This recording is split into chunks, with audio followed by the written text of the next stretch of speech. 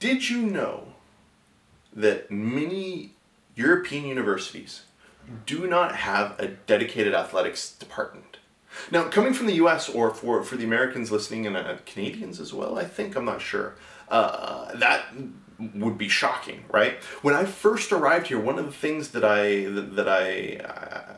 took a little while to discover and then was absolutely amazed by was that the University of Copenhagen, one of the oldest universities in the Nordics, this prestigious university, 40,000 students, it doesn't have a single official athletics team. Now, what they do have, and that's not to say, obviously, that they don't have sports programs, but those sports programs are done in clubs or they're supported by the university, but they're not official university teams. So, unlike when I went to Arizona State, we had, the Arizona State Sun Devils, who were, they were doing football and basketball, and those were all paid for by the university. You had scholarships and tuition waivers, and those two systems were heavily intertwined. You don't have anything like that here in Denmark and in large parts of Europe. Which is really interesting when you think about the role that football, European football that is, plays in so many aspects of their culture. So a lot of the athletes, they end up doing it as a side career or kind of a club type of event.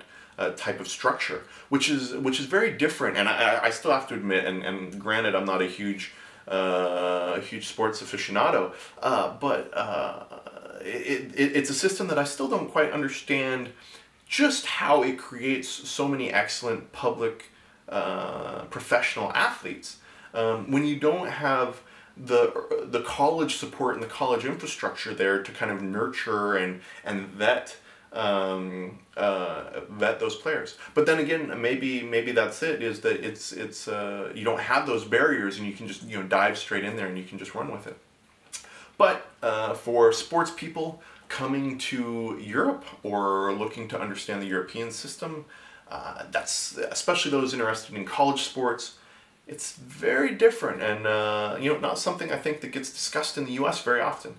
So hopefully that's informative, hopefully it's useful, and if you want to help enhance my awareness of how the European sports system works, feel free to elaborate in a comment. I know sports are something that a lot of people are very passionate about, so well, bring on the knowledge.